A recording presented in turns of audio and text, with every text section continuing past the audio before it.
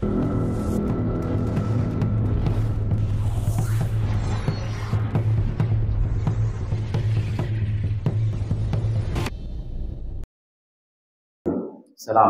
warahmatullahi ta'ala wabarakatuh. Alhamdulillahil qawiyil sultan al-wadihil burhan al-maqsuti fi wujudihi karamah wa ihsan. Ashhadu an la ilaha illallah wahdahu la syarika lahu wa ashhadu anna sayyidana wa nabiyyana Muhammadan abduhu wa rasuluhu la nabiyya ba'dahu.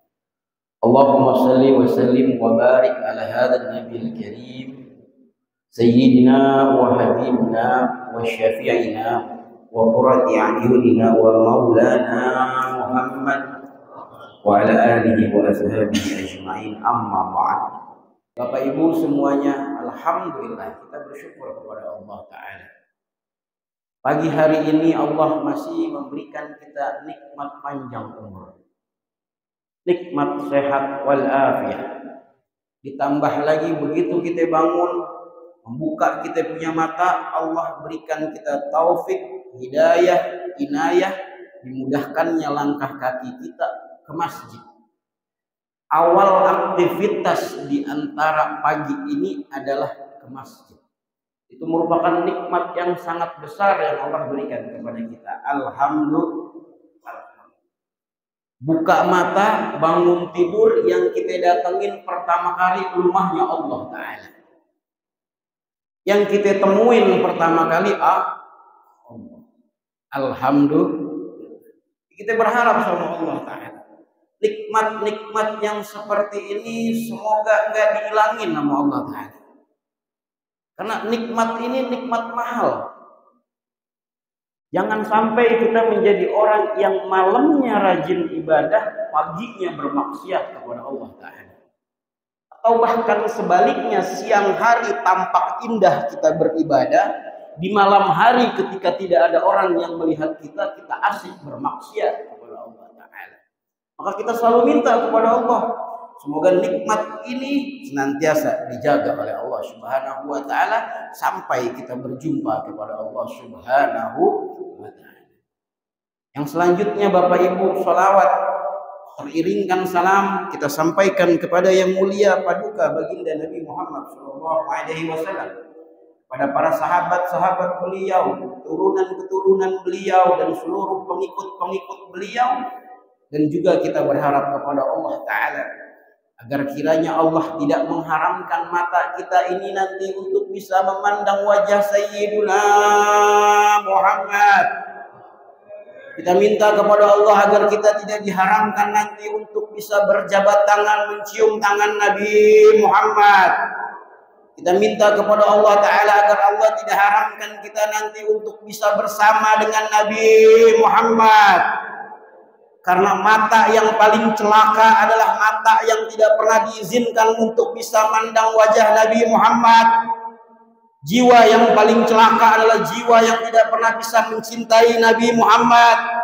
Bahkan manusia yang paling celaka adalah manusia yang tidak pernah bisa berkumpul dengan Nabi Muhammad, baik di dunia sampai lagi nanti di akhirat. Bapak Ibu yang saya muliakan, beberapa hari yang lalu kita mendapatkan kabar duka.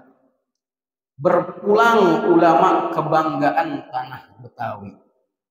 Berpulang sosok yang alim di tanah Betawi. Beliau ad-da'i ilallah, al-mukarram wal-mukhtaram, al-marhum al-maghfurlah, guru kita Kiai Haji Sofwan Mizon. Man lam yahzan bi mauti ulama fa huwa munafiq. Siapa yang enggak ada rasa sedih dengan meninggalnya ulama, maka dia bisa disebut sebagai munafik.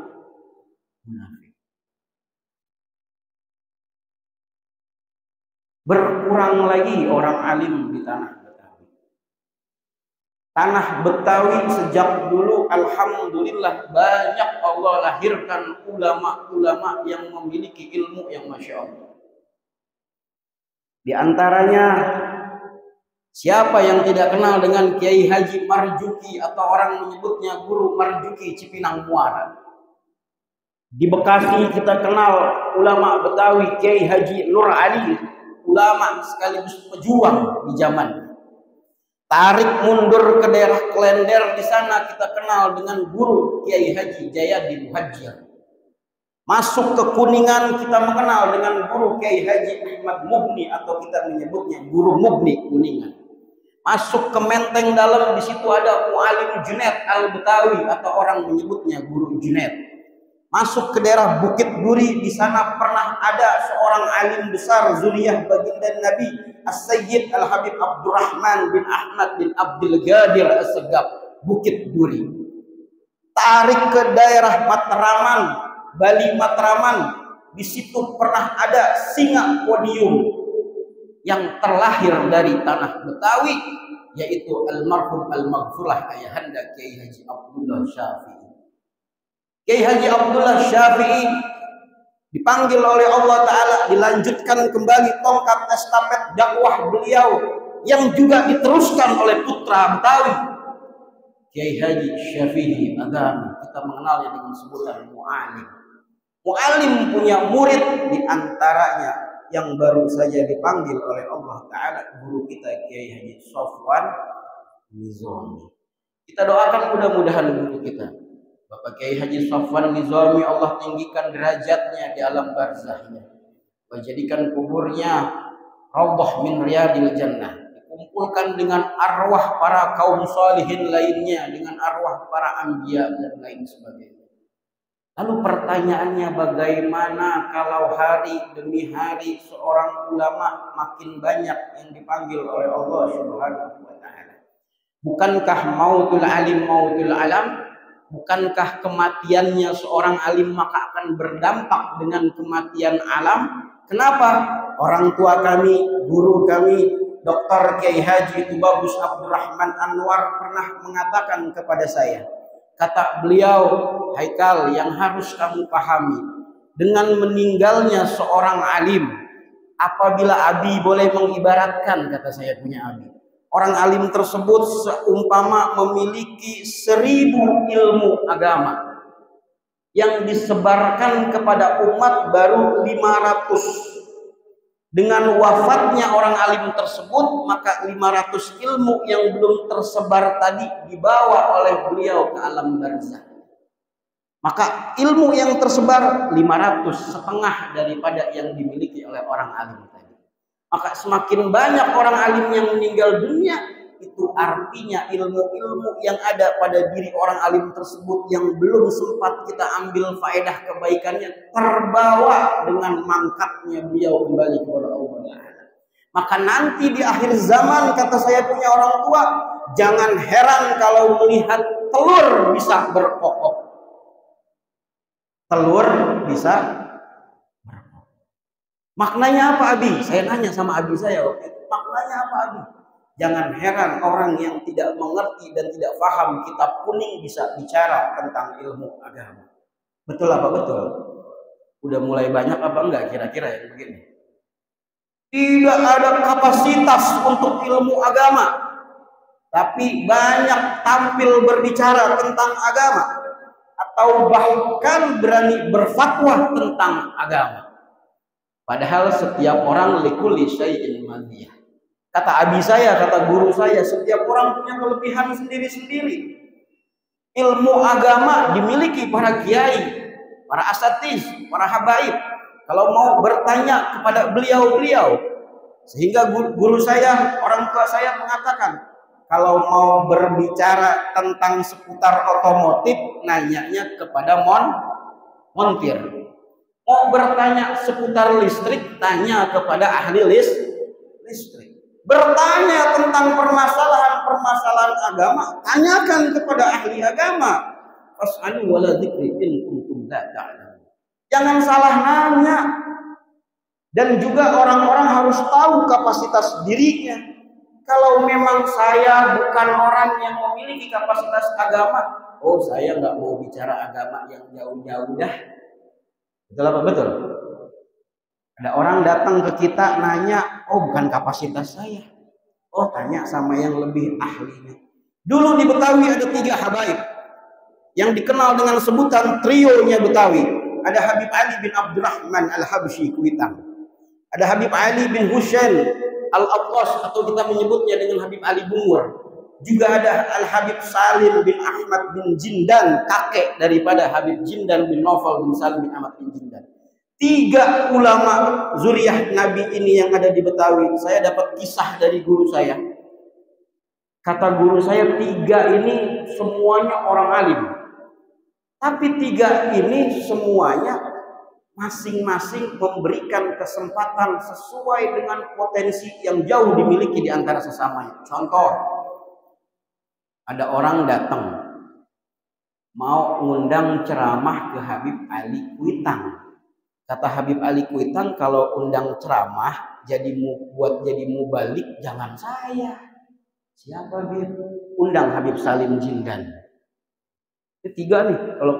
Biasanya kalau orang Betawi di rumahnya ada tuh fotonya 3, ya kan? 3 Habib tersebut, Habib Ali Kuitang, Habib Ali Bungur, Habib Salim bin Jindan. Ada orang datang ke Habib Salim bin Jindan, ya Habib, minta doa Habib. Buat apa? Ini. Oh, ahsan antum datangnya ke Habib Ali Bungur. Karena beliau udah kenal doanya, Masya Allah. Datang, umat manut zaman itu. Datang ke Habib Ali Bungur. Pun sama, Bib, ngajar di masjid, Bib, baca kitab ini, kitab ini. Oh jangan. Kalau mau ngajar kitab, antum ahsan undangnya Habib Ali Al-Habsyi Kuitang. Mereka semua membagi tugasnya di dalam berdakwah. Ironinya zaman sekarang, khususnya yang generasi saya, mohon maaf, semua hampir diambil. Betul. Tahlilan dia, doa tahlil dia, baca Qur'annya dia, Yasinnya, masing-masing punya potensi. Ini saya nasihat untuk diri saya sendiri, tidak untuk siapapun. Agar saya sadar, oh potensi saya ini. Kenapa pagi ini saya berceramah? Padahal di minggu yang lalu saya dapat telepon dari Kiai Haji Mukhtar Syarif untuk menggantikan mu'alim kita, Bapak Kiai Haji Nur Hamim, yang seharusnya jadwal pagi ini adalah jadwal pembacaan kitab Tafsir Munir. Saya sampaikan kepada mu'alim Kiai Haji Mukhtar, bukan dan belum kapasitasnya saya untuk duduk di kursi menggantikan Kiai Haji Nur Hamim. Kalau diizinkan oleh Abi, saya siap menggantikan beliau, tapi dengan metode ceramah saya. Karena belum kapasitasnya saya untuk duduk seperti Kiai Haji Nur Hamim. Pun setelah itu, saya mohon izin kepada Kiai Nur Hamim melalui handphone. Saya hubungi beliau. Saya katakan kepada beliau, Mu'alim, mohon izin saya dapat amanah tugas untuk menggantikan Mu'alim. Mohon ridhonya, mohon doanya. Beliau mengatakan, silakan dilanjutkan dan tolong bacakan suratul Fatihah untuk ayahanda saya. Saya tanya, siapa nama ayahanda Mu'alim? Beliau menjawab, nama bapak saya Haji Aswad bin Haji Abdul Hamid. Untuk itu sebagai menjalankan amanah kita baca suratul Fatihah. Semoga ayahanda dari Bapak Ustadz Bapak Kiai Haji Nur Hamim, yaitu Bapak Haji Aswad bin Haji Abdul Hamid, Allah Ta'ala angkat penyakitnya, disehatkan badannya. Al-Fatihah bin niyati syifa bijahi Nabiil Mustafa. Al-Fatihah. Tadi Bapak Camat mengatakan,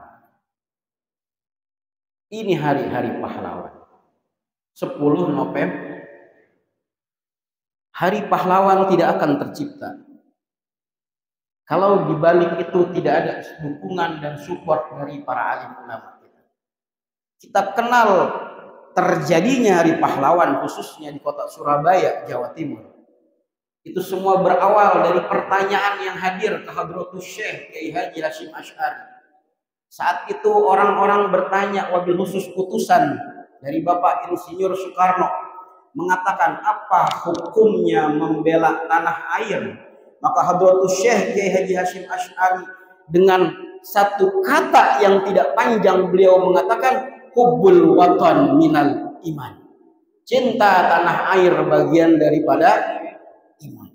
Dukungan Hadratus Syekh itu yang membakar gelora semangat perjuangan pada zaman itu. Sehingga wajar kalau di dalam hari-hari kita belajar ilmu agama, kita selalu diberikan petuah oleh guru-guru kita, muliakan ulama, muliakan orang-orang alim. Nazratul ulama min ibadah, bahkan hanya karena memandang wajah orang alim bagian dari ibadah. Ibadahnya seperti apa itu dengan memandang? Memandangnya dengan perasaan cinta, perasaan hormat, takzim dan lain sebagainya. Dan sampailah kepada puncak di mana satu ulama besar di zamannya yang hadir dari tanah Indonesia ini, Syekh Nawawi Al-Bantani, di dalam kitab Nasuhul Ibad, beliau menyampaikan pesan yang mungkin pesan ini bisa kita bawa sebagai penutup ungkapan saya. Syekh Nawawi menyantumkan satu riwayat. Kata beliau, haslatani la syai'a afdalu minhuma. Di dalam kitab Nasuhul Ibad beliau mengatakan dua perkara ini gak bisa dikalahin dengan apapun juga, kata beliau. Yang pertama al-imanu billah, iman kepada Allah Subhanahu wa taala. Alhamdulillah itu ada pada kita saat ini. Alhamdulillah. Loh, kok ada sah? Kalau nggak ada iman nggak mungkin kita mau datang kuliah subuh, betul? Kalau nggak ada iman nggak mungkin kita mau datang sholat subuh, betul? Kalau nggak ada iman nggak mungkin kita mau ngedengerin ilmu agama, betul? Tapi kata guru kami di dalam daurah beberapa tahun lalu yang saya ikuti, alhamdulillah saya pernah mengikuti daurah 40 hari bersama Sayyidil Habib Umar bin Muhammad bin Salim bin Hafiz Tarif. Kata beliau, iman itu tidak akan menjadi baik tanpa disertai dengan cinta di dalamnya. Para sahabat Nabi dulu imannya kuat karena ada cinta sama Allah dan Nabi. Sayyidina Bilal bin Rabah digencet dengan batu besar, bertahan hanya untuk tetap mengatakan prinsip la ilaha illallah Muhammadur Rasulullah. Dasarnya apa selain iman? Cinta sama Allah dan Nabi. Sayyidah Khadijah dari rumah rela berjalan ke tempat di mana baginda Nabi berkhalwat setiap hari, bolak-balik berjalan. Karena apa? Karena cinta. Alhamdulillah modal yang pertama kita diberikan iman. Alhamdulillah. Yang kedua, wa naf'ul muslim. Ada kemanfaatan terhadap sesama muslim. Ulama memberikan syarahnya. Naf'ul muslimin ini bisa diberikan pengertian bil qaul, dengan ucapan, au bijah atau dengan kekuasaan, au bil mal atau dengan hartanya. Nah, alhamdulillah kita mendapatkan informasi terbaru bahwasanya Cinere ini baru saja mendapatkan ketua DMI yang terbaru, Ahina Kiram Bapak Ustadz Haji Salahuddin. Itu pun merupakan bagian dari bentuk ikhtiar teman-teman di dalam DMI untuk menghadirkan kemanfaatan bagi sesama muslim. Betul? Betul? Dan sebagai penutup, saya bacakan suratul Fatihah untuk para arwah pahlawan-pahlawan kita sebagaimana amanat Bapak Camat tadi, juga terkhusus untuk akhina kiram Bapak Ustadz Haji Salahuddin. Semoga Allah Ta'ala jaga, pelihara beliau, diberikan sehat afiah dalam menjalankan tugas terbarunya sebagai Ketua DMI Cinere. Dan mohon doa juga, semoga teman-teman di Ketua DMI Cinere ini bisa jauh lebih baik lagi ke depannya. As'alukal barakah wal karamah bisyafa'ah nabiyuka Muhammadin sallallahu alaihi wasallam. Ya'ulillahi lahum al-Fatihah. Bismillahirrahmanirrahim. Alhamdulillahi rabbil alamin. Iyyaka na'budu wa iyyaka nasta'in. Shiratal ladzina an'amta 'alaihim ghairil maghdubi. Kalau saya minta Fatihah satu kali lagi masih pada mau apa enggak? Mau, ikhlas. Saya baca suratul Fatihah satu kali lagi. Terkhusus untuk para kiai, para alim ulama di wilayah Masjid Jami Al-Akhyar ini. Untuk abi kita, orang tua kita, Kiai Haji Muhammad Soleh, Kiai Haji Mansur, Kiai Haji Abdul HM, dan seluruh para guru-guru yang ada di wilayah ini. Juga yang ada di BKKM Limau Cinere. Kita doakan mudah-mudahan para alim ulama kita diberikan sehat, afiat, panjang umur, diberikan penjagaan oleh Allah Ta'ala, dan semoga kita bisa istiqomah duduk di mana majlis beliau. Yang terakhir nih, duduk di majlisnya ulama. Jangan sampai kita jadi orang yang cuman heboh kalau ulama meninggal pasang status. Betul. Pasang status rame-rame, tapi ulamanya masih ada, pengajiannya nggak pernah didatengin. Giliran ngajar kitab nggak pernah didengerin. Malah senangnya datang yang jauh-jauh.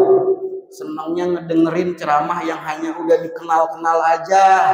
Padahal di kampung kita juga masih banyak orang-orang alimnya. Betul.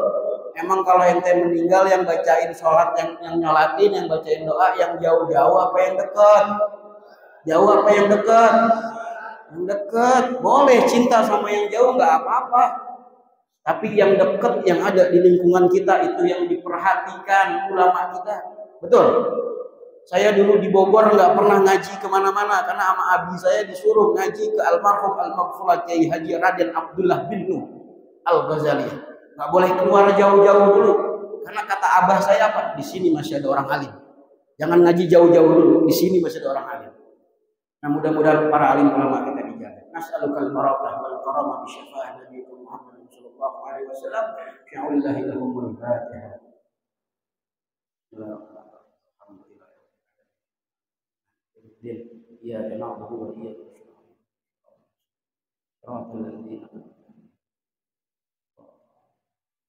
Kurang lebihnya itu saja. Khusus kepada para guru, mohon maaf lahir dan batin. Wabillahi taufiq wal hidayah. Wassalamualaikum warahmatullahi taala wabarakatuh. Terima kasih telah menonton video ini sampai selesai. Mohon di like, subscribe, dan share.